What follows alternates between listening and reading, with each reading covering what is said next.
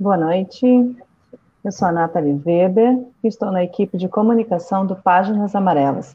Terei o prazer de contar tudo para vocês sobre esse projeto a partir de hoje nas redes sociais. Essa noite, a gente vai conhecer um pouco mais sobre o espetáculo de teatro de bonecos contemporâneos, sobre a vida da escritora Carolina Maria de Jesus e sua obra Quarto de Despejo. Trata-se da primeira montagem de teatro de bonecos para adultos da companhia Trupe de Trapo Teatro de Bonecos em 12 anos de carreira. O projeto prevê a realização de temporada de 12 apresentações semipresenciais, reunindo profissionais de diversas áreas artísticas, de acessibilidade e de produção, contribuindo para a garantia de trabalho e renda, fortalecendo a cadeia produtiva da cultura, fortemente afetada, pela pandemia da Covid-19. Lembrando que o projeto foi aprovado no edital 09/2020, Produções Culturais e Artísticas da Secretaria de Cultura do Rio Grande do Sul, com recursos da Lei Aldir Blanc, 14.017/2020, via Secretaria Especial da Cultura, Ministério do Turismo, Governo Federal. Junto comigo estão a Lucimeia Gal, aqui na tradução em Libras, e a Brenda Fernandes, no apoio técnico. Boa noite, meninas. Boa noite também, então, para o Leandro Silva, diretor artístico, e o Anderson Gonçalves, produtor do Páginas Amarelas. Tudo bem com vocês, rapazes? Olá, boa noite. Eu vou começar com o Leandro, então, que eu estou super curiosa para saber como é que surgiu essa proposta e como é que está sendo essa concepção, né, junto aí com toda essa equipe, esse elenco maravilhoso. Olá, boa noite, Nathalie, Lucimeia, meu colega, amigo, né, de trabalho Anderson, a Brenda que está nos dando esse apoio, e a cada uma e a cada um que estão nos assistindo, né, pelas redes sociais, né, aqui da Trupe de Trapo, né. Então, a gente já está pensando esse processo, né, desde 2019. Na verdade, o surgimento da proposta de montar um espetáculo sobre Carolina de Jesus vem na esteira do espetáculo anterior que nós criamos, né, que eu também estava contribuindo na direção, que foi o Bandelli, um espetáculo que nós montamos para poder celebrar 10 anos da Trupe de Trapo, Teatro de Bonecos, e ali a gente já tinha feito algumas escolhas para a montagem desse espetáculo que nós trazemos aqui para a montagem de Páginas Amarelas, e no elenco de Bandelli nós temos, na verdade, né, a Integra, porque o espetáculo está parado, né, por conta de todo esse contexto que a gente está vivendo da pandemia, a Mari Falcão, que no diálogo, né, nós pensamos, nós muito empolgados, né, com o sucesso que foi o Bandelli, a gente estava no Piauí, estávamos na minha terra, participando do Festival Nacional de Teatro, que acontece, né, em Floriano, no Piauí, em 2019, e a gente, então, pensando, a gente deveria pensar na montagem de um outro trabalho que pudesse seguir de alguma forma, as escolhas estéticas que nós tínhamos feito para a Bandelli, né? E aí, então, a Mari, então, ela nos sugere, né? E ela nos lembra, né, da vida, da obra de Carolina de Jesus, e a gente se apaixona, e ali, então, a gente já começa a pensar e a decidir, em 2019, bom, nós queremos montar, então, esse trabalho sobre Carolina de Jesus, né? Por tudo que ela é, por tudo que ela representa, todos nós tivemos, em algum momento da nossa vida, contato com sua obra mais conhecida, eu diria assim, a sua obra principal, que é Quarto de Despejo, né? Por exemplo, eu tive contato com essa obra na minha adolescência, na biblioteca da escola, né? Então foi um livro que eu li algumas vezes e de uma forma ou de outra, né, todo o elenco ali de Bandelli, né, nessa montagem da Trupe de Trapo, conhece e tinha tido algum momento de contato com essa obra, né? E ali, então, a gente definiu em novembro, mais ou menos em novembro de 2019, na beira de uma piscina, depois, né, de uma sessão de apresentações, né, desse festival muito intenso, que é o Festival Nacional de Teatro do Piauí, então, dizendo, vamos montar o próximo espetáculo da Trupe de Trapo, aproveitando bastante da nossa pesquisa em Bandelli, e vamos falar sobre Carolina de Jesus, vamos nos aproximar de Carolina de Jesus, né? Foi ali que nós fizemos a tomada de decisão, né? Bom, primeiro, a nossa escolha é por tudo que Carolina de Jesus é e por tudo que ela representa, né? Como mulher, como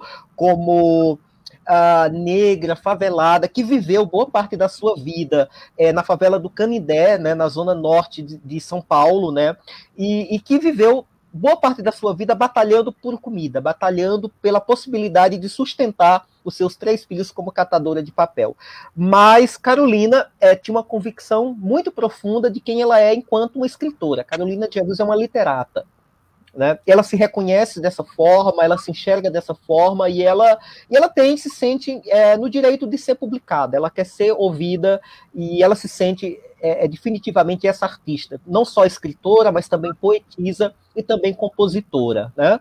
E o nosso primeiro mote, então, para poder pensar o espetáculo, eu quero trazer assim, alguns pontos, né, desse processo de criação que agora se intensifica nesse momento, né, proporcionado pelos recursos da Lei Aldir Blanc, que nos permitiu retomar esse processo. Né, nós ficamos desde 2019 pesquisando a vida de Carolina, nos aproximando com mais profundidade do livro Quarto de Despejo e também do disco Quarto de Despejo. Né? Talvez algumas pessoas não saibam, mas Carolina de Jesus, ela publica, né, da década de 60 em 60 o seu livro Quarto de Despejo, mas em seguida ela também faz um LP maravilhoso, sensacional, também chamado Quarto de Despejo. Então a gente pensa, por onde começar a falar de Carolina? Porque a Carolina de Jesus é muito grande. Carolina de Jesus não cabe numa peça de teatro.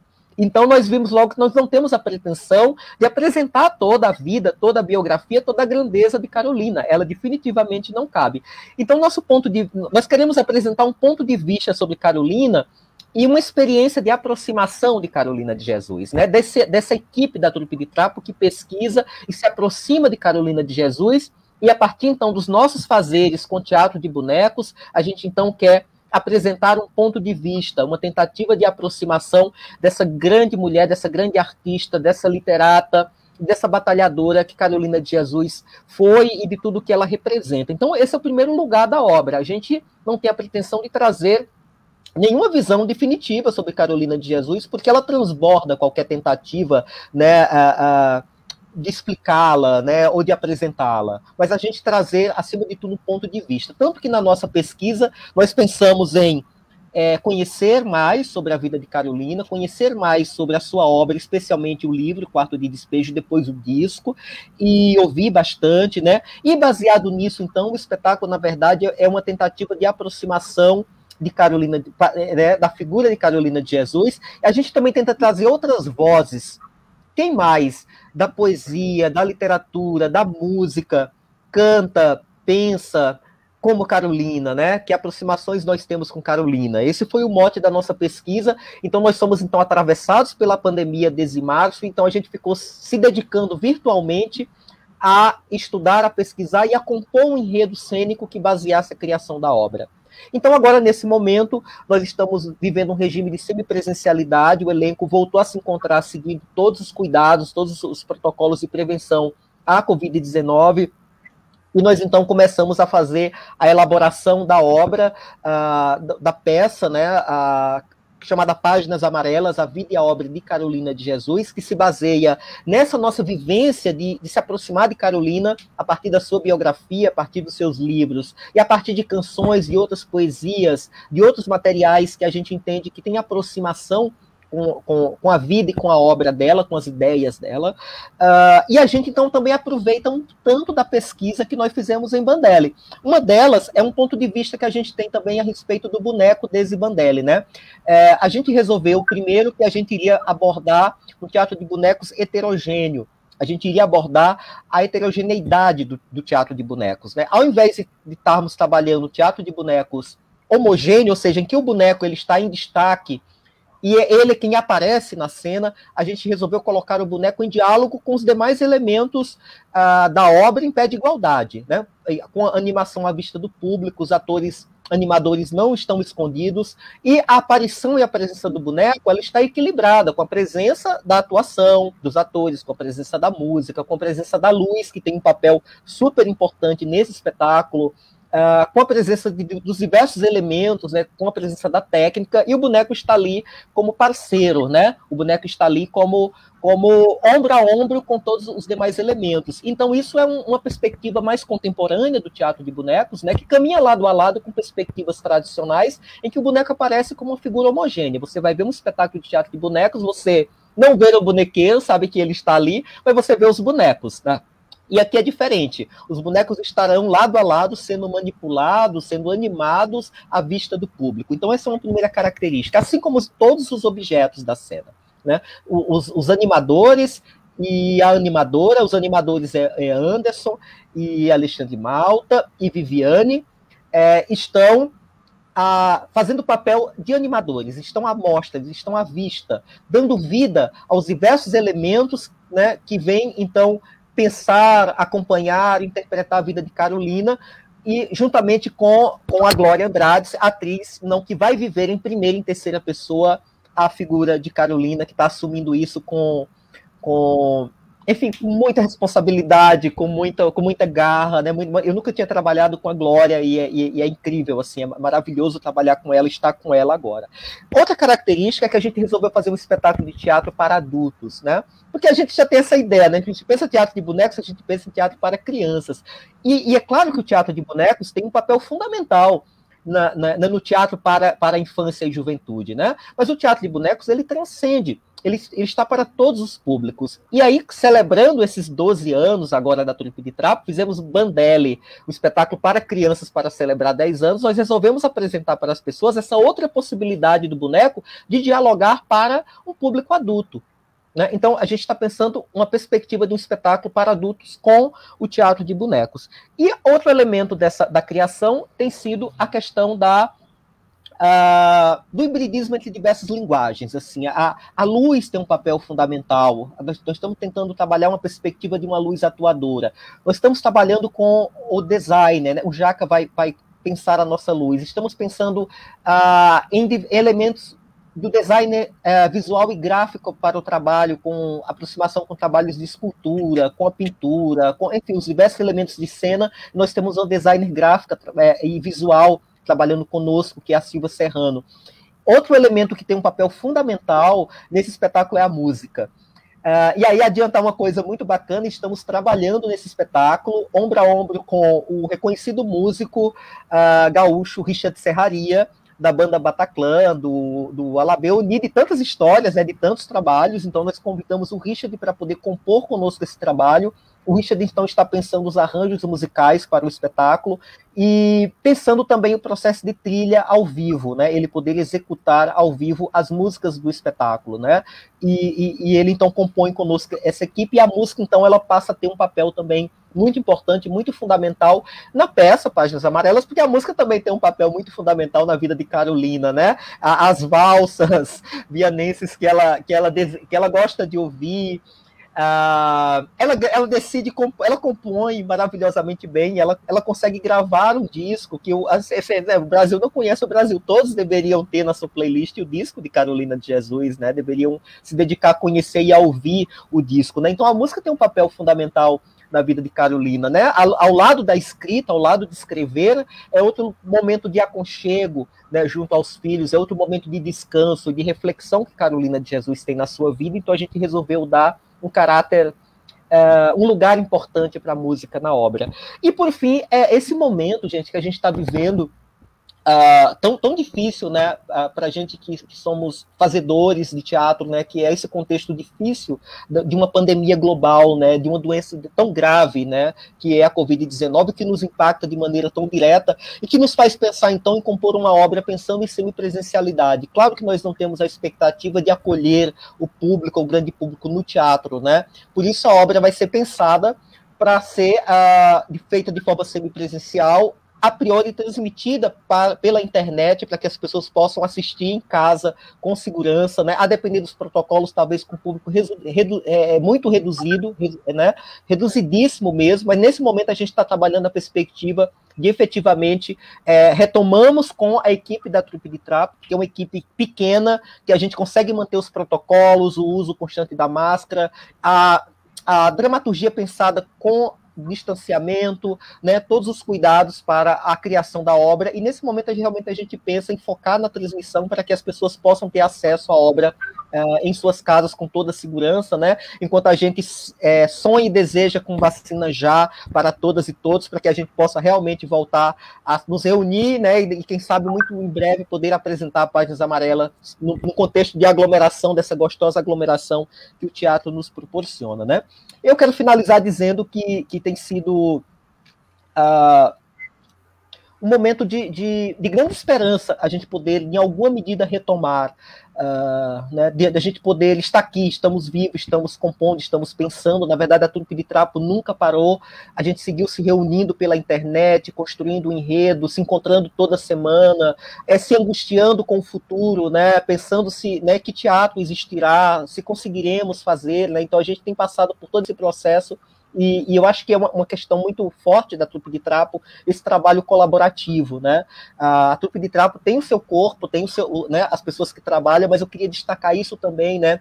Que eu gosto muito de estar trabalhando com a Trupe de Trapo, gosto muito de trabalhar com o Anderson, porque eu acho que é uma companhia que tem esse lugar de aproximar as pessoas em torno de uma obra, né, em torno de uma criação, né, e continua fazendo isso na pandemia, né, de nos convidar, de nos chamar, de compor. Eu acho que isso é uma característica muito forte dessa companhia, que eu acho que merece, né, todo o reconhecimento pelo seu trabalho. Vai completar aí 12 anos de trajetória no teatro de bonecos no Rio Grande do Sul, né. Eu acho que o Rio Grande do Sul é um polo importante de criação, de difusão do teatro de bonecos. É aqui que viveu durante muito tempo a GTB, é aqui que se criou um festival icônico, né, de teatro de bonecos, e que tem tantas companhias, que tem tantos trabalhos, e a Trupe de Trapo faz parte dessa história do teatro de bonecos do Rio Grande do Sul e do país, e além fronteiras, porque a gente sabe que o Anderson e a companhia Mochileiro viajou principalmente pela América Latina, levando o trabalho. Mas destacar essa característica fundamental nesse momento que a gente está vivendo, que é a capacidade de aproximar e de gerar processos colaborativos, né? Então, tantas pessoas, né? Por exemplo, a Carol Faleiro, que comentou agora, né, está em São Paulo, mas está conosco. E, enfim, tantas pessoas que estão em tantos lugares estão conosco na Trupe de Trapo. Eu fico realmente muito feliz, muito realizado da gente estar compondo esse trabalho.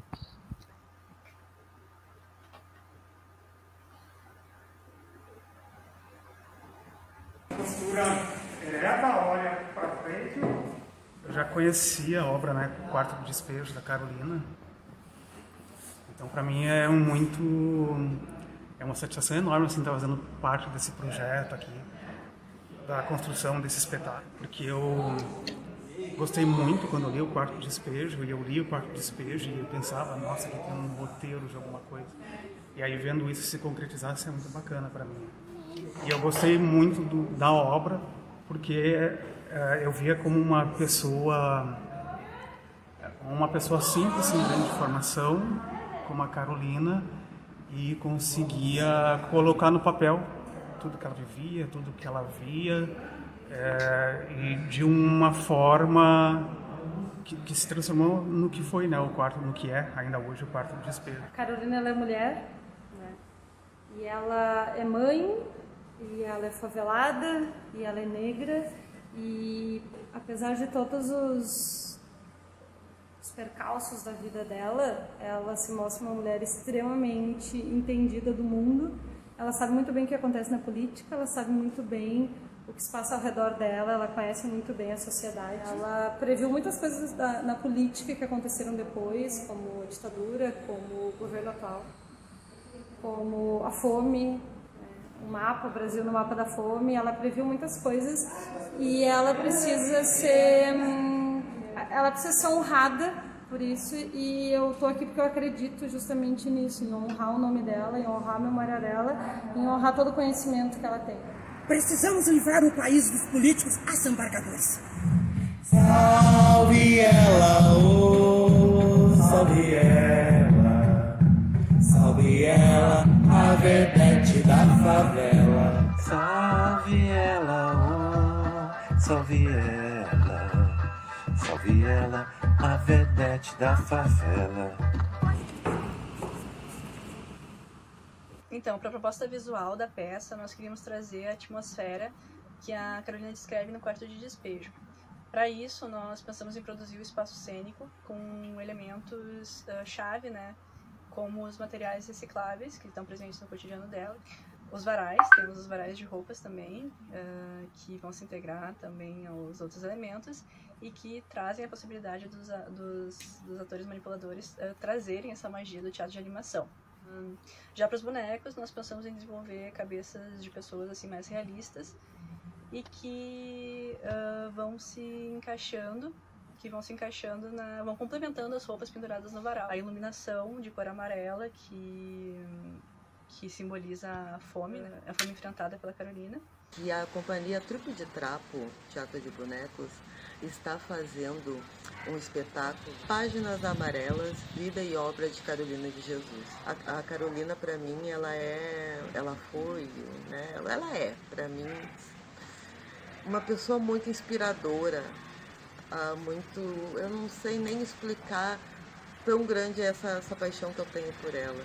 Ela é, sabe, uma pessoa que escreveu há tanto tempo, e se a gente lê as coisas que ela tem, ela é super atual. Ela, olha, parece que ela tá vendo as coisas que estão acontecendo no mundo hoje, e ela é muito futurista, ela tinha uma mente muito aberta, muito boa. O bicho, meu Deus, era um homem.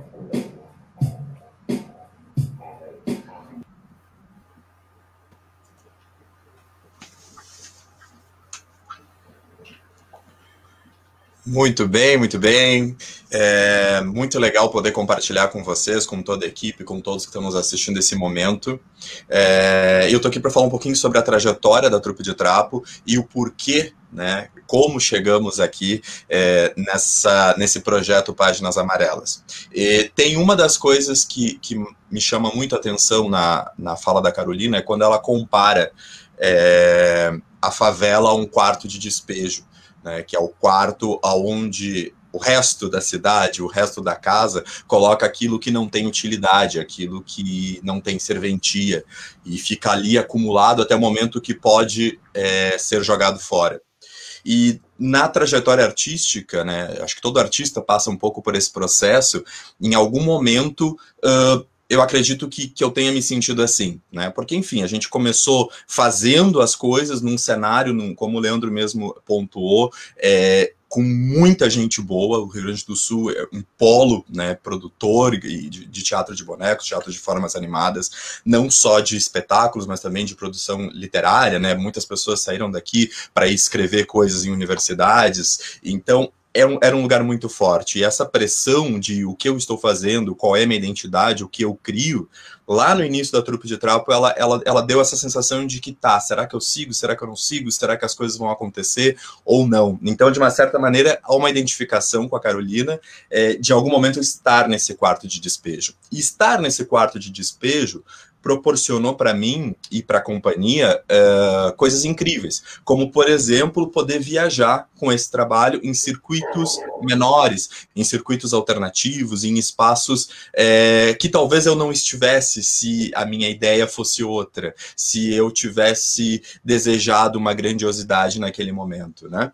E poder estar numa comunidade, numa favela, no alto de um morro em Bogotá, na Colômbia, ou numa vila na Argentina, me trouxe uma experiência muito gostosa, que foi criando uma assinatura do que é a Trupe de Trapo, de que histórias nós vamos contar, para quem a gente quer falar. E isso, lá em 2010, quando a gente fez 10 anos, foi um momento de troca, de mudança, de dizer assim, bom, a partir de agora a gente só vai contar as histórias que a gente quer, para quem a gente quer. E aí surgiu a ideia de falar cada vez mais sobre os negros do nosso país, sobre a cultura afro, sobre a cultura indígena, sobre essas figuras que não estão, muitas vezes, no centro do foco, né? A gente tem uma arte ainda muito elitista, e a Trupe de Trapo resolveu assumir que esse é o nosso caminho. E fomos muito privilegiados, porque Bandelli foi um espetáculo que recebeu o prêmio no Piauí, foi muito bem recebido em diversos lugares, e a partir disso, a partir dessa confirmação de que nós vamos sim fazer uma arte que é marginal, uma arte que é a parte dos grandes cenários, nós começamos a nos tornar cada vez maiores, né? E ser maior tem muito a ver com a quantidade de pessoas que abraçam a ideia. Então, quando a gente começou a falar sobre o projeto sobre a Carolina, quando ele nem tinha nome ainda, todo mundo que estava presente, todo mundo que a gente falou foi topando. Mesmo sem dinheiro, a gente não sabia como ia fazer, a gente não sabia se ia ser uma vaquinha, se íamos tentar editais. Quando veio a pandemia, era o momento perfeito para que todo mundo desistisse, para que todo mundo focasse em outras coisas, só que isso não aconteceu. Magicamente as pessoas se mantiveram, né? Mesmo com todas as dificuldades do mundo virtual, com todas as horas perdidas em tentativas de se conectar uns aos outros, a galera seguiu. E receber, através da Aldir Blanc, esse financiamento, para nós, coroa esse trabalho, né? Coroa a nossa insistência, né? E hoje eu acredito que estamos definitivamente mostrando, assim como a Carolina mostrou o que acontecia no quarto de despejo, assim como a Carolina cobrou das autoridades, como a Carolina apontava muitas coisas, nós estamos também hoje, a partir de agora, nesse ano, fazendo exatamente esse papel. Nós estamos também sendo voz, ampliando a voz da Carolina, e estamos mostrando que as coisas não mudaram tanto dos anos 50, quando o diário dela foi escrito, os diários dela foram escritos, até aqui. A gente tem os mesmos problemas sociais, talvez até piores, a gente tem os mesmos problemas políticos, mas nós acreditamos, e essa galera toda que está junto, que está, a partir desse projeto, conseguindo sobreviver também, porque é isso, no meio de uma pandemia, o que acontece com os artistas, o que acontece com os técnicos. Me orgulho muito de ter essa equipe junto e de poder dizer que juntos a gente está construindo um projeto muito lindo para todos vocês lá em abril.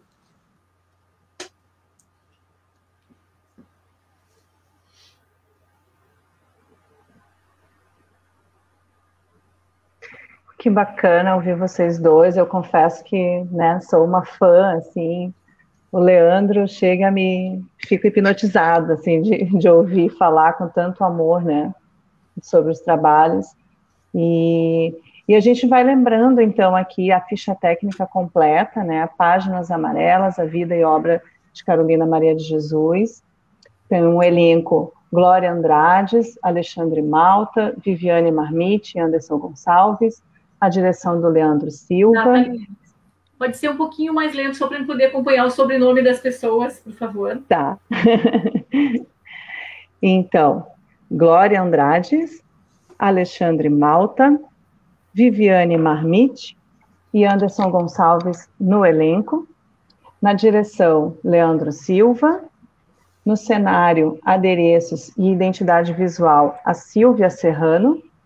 A iluminação de Miguel Tamarajó, direção musical e trilha sonora do Richard Serraria, a preparação vocal de Newton Júnior da Silveira, o figurino da Mari Falcão, que já tem vários elogios ali, gente, uhul, né, que saudade da Mari. A produção, então, é do Anderson Gonçalves e Leandro Silva, assistente de produção, o Thomas Edson, assessoria de imprensa com Nathalie Weber. Acessibilidade nas Libras tem a nossa colega Lucimeia Gal, que está aqui com a gente hoje. Na audiodescrição teremos a Letícia Schwartz. A transmissão virtual pela internet é da Brenda Fernandes, que também está aqui com a gente hoje. O designer de cards vai ser com a Tali Bartkowski. Operação de projeções, Caroline Faleiro. E a produção de teasers de divulgação com o Vitor Maia. A gente assistiu, né, Anderson, ali um pouquinho antes da tua fala, um clipe que marcou, então, o lançamento, né, oficial do Páginas Amarelas nas redes sociais e que ilustrou também um pouquinho o que o Leandro estava comentando ali em relação à concepção, aos ensaios, a todos os cuidados também que a equipe está tendo ali no Teatro de Arena. Então, já tem ali um gostinho do que já está acontecendo ali no teatro, né, e eu queria que tu falasse um pouquinho mais também, Leandro, sobre como é que está sendo executar esse projeto, essa lei, né, Aldir Blanc, né, tratando de lei emergencial. Como é que tu vê isso em relação à produção, né, desse projeto?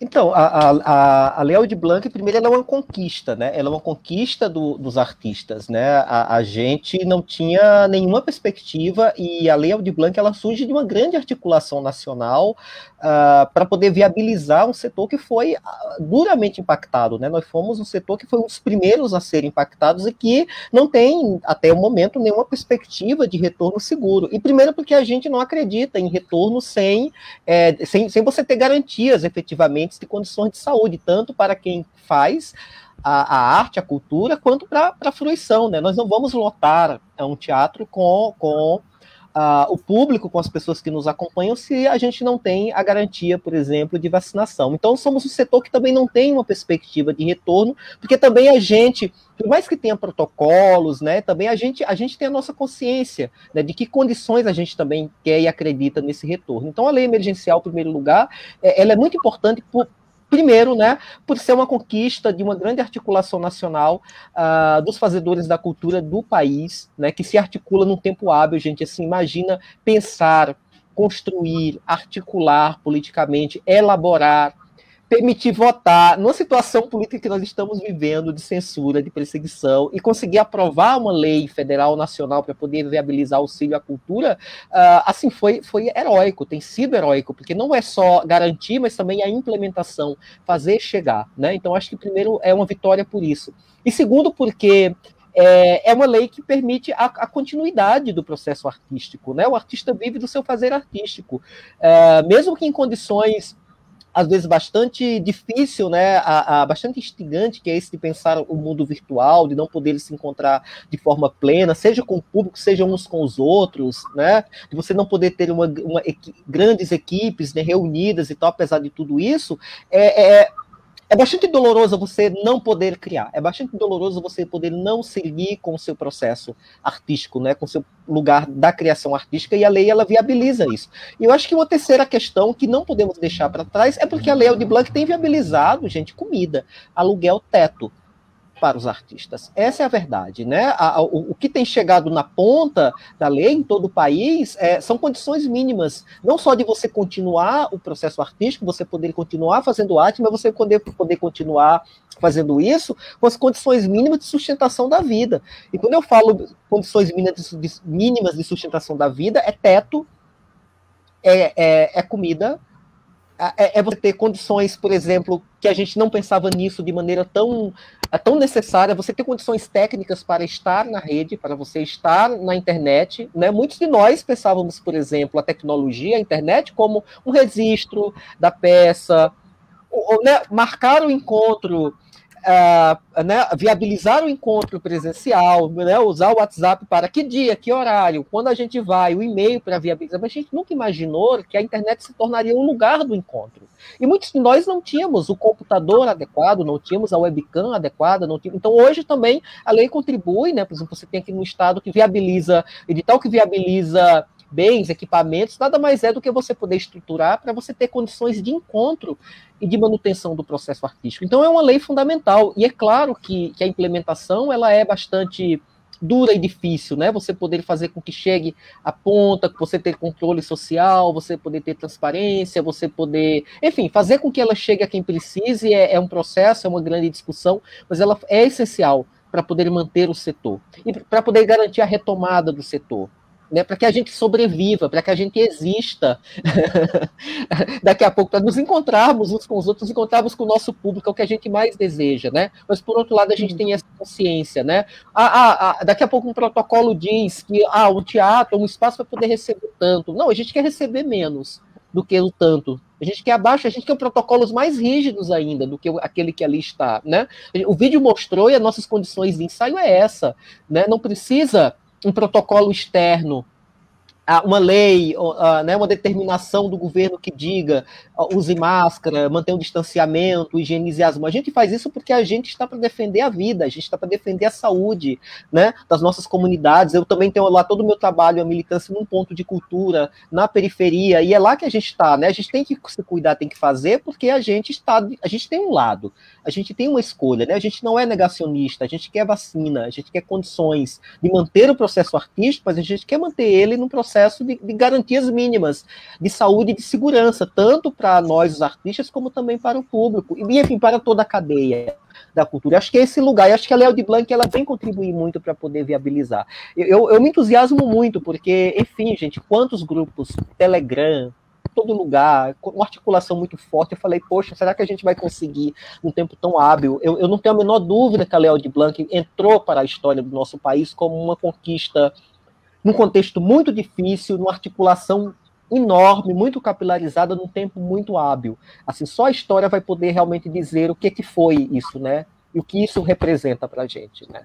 E feliz da Trupe de Trapo poder chegar à Trupe de Trapo, uma companhia de base, né, que tem interface com educação, que tem interface com comunidade, que tem interface com... Né, tem que chegar para todos, mas é fundamental chegar para quem tem essa base comunitária e para quem faz esse trabalho, né, com grana, sem grana, a vida inteira, né, dentro de escolas. Eu acho que toda essa pegada pedagógica, de presença que a Trupe de Trapo tem dentro de escolas, dentro de comunidades, contribuindo com educação, com formação de professores, enfim, seria um grande prejuízo parar, né? Parar de vez. E o desejo é que, poxa, que o auxílio chegue a cada pessoa que faz cultura de uma forma ou de outra, a cada artista, seja com um auxílio mesmo individual, seja com a manutenção de equipamento, seja com a manutenção de processos criativos. Assim, o meu desejo é de que, de alguma forma, a lei consiga, de alguma maneira, viabilizar e sustentar o trabalho e a vida, para que a gente passe por isso vivo. A gente tem que chegar do outro lado, né, dessa travessia. A gente precisa chegar do outro lado com os nossos corpos, com a nossa criatividade. Eu acho que a lei ela é estratégica nesse sentido. Então, Anderson, já aproveita e pega o gancho. São 12 anos, então, de Trupe de Trapo, e como o Leandro falou, né, com dinheiro ou sem dinheiro, né, trabalho nunca para, mas como é que está sendo essa execução agora com a Lei Aldir Blanc, e como é que tu vê, né, daqui para frente, o que isso vai mudar no fazer, né, da produção, no fazer dos projetos? O que tu acha que serviu também de exemplo esse momento de pandemia? Bom, a execução disso, né, para nós, para mim principalmente, é algo desafiador, porque eu sempre estive mais na parte artística da coisa, né, do fazer, e a gente acaba fazendo de tudo, né, o artista acaba fazendo um pouco de tudo, mas nesse projeto especificamente a gente conseguiu se dividir, e eu acabei ficando com essa parte mais executiva mesmo, de pagamentos, de nota, depois de prestação de contas, de estar em contato com o contador, de estar em contato com o fornecedor, vendo agenda. Isso é extremamente chato, na verdade, sendo bem sincero. Mas tem uma outra energia, que é isso que o Leandro falou, essa coisa da gente saber que a gente está fazendo algo que está movimentando e que está mantendo não somente a companhia viva, mas várias pessoas na nossa volta. Porque também tem uma coisa que não é só o dinheiro, né? Mas é o trabalhar, é o estar em cena, é o estar produzindo. E eu acho que a gente se nutriu mesmo virtualmente, a gente se nutriu dessa vontade de seguir trabalhando, né? Que foi o que fez que a gente ficasse um encontro semanal de 2, 3 horas na internet durante esse tempo todo. Então isso compensa muito toda essa parte burocrática que realmente é bem complicada.